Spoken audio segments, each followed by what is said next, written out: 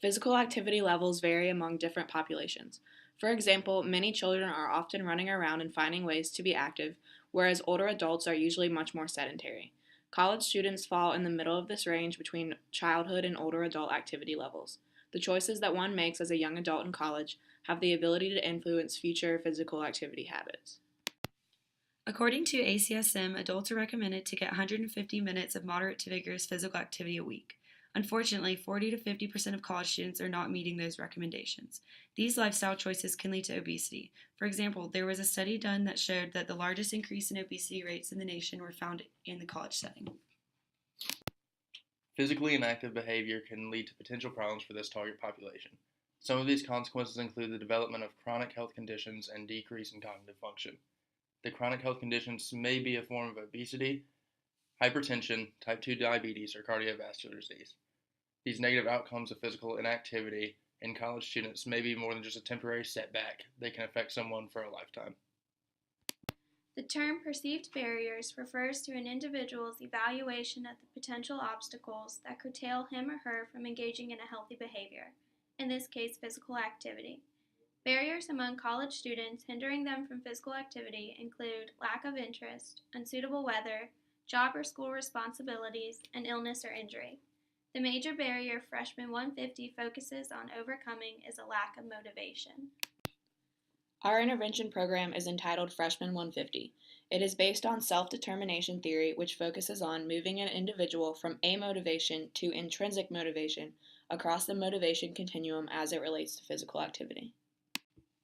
The most effective way to initiate positive change is to accept the current problems and set a goal for where the population needs to be with their activity levels in the future. The current problem is that only 50 to 60% of college students are meeting recommended physical activity levels.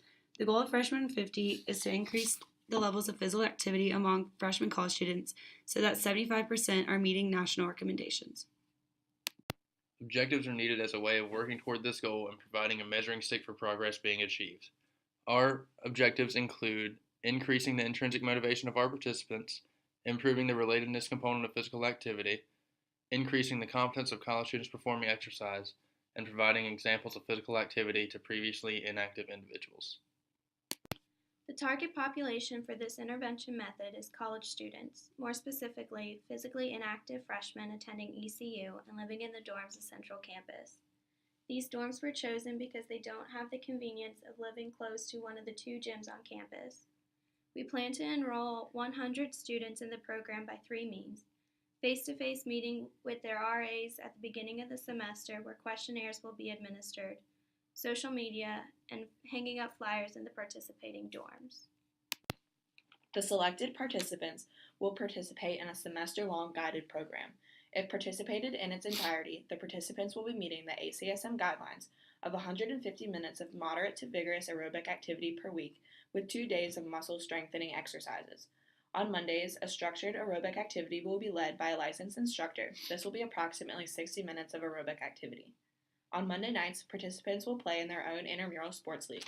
This will be the equivalent of about 45 minutes of aerobic activity. On Wednesdays, participants will have a structured workout led by a licensed instructor focusing on muscle strengthening exercises of all major muscle groups. A warm-up of 15 minutes of moderate aerobic activity should be incorporated.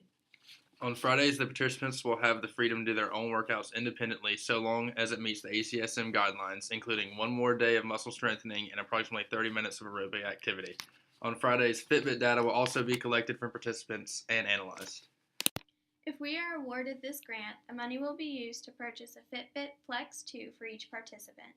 Every participant who completes the program start to finish will be able to keep their Fitbit along with other prizes. The Fitbit will be used to track each participant's time spent in physical activity per week. Fitbits should be worn at all times during the time period of the program. As college students transition into postgraduate life, our hope is that they continue making these positive lifestyle choices. Hopefully, this generation will be role models for future generations.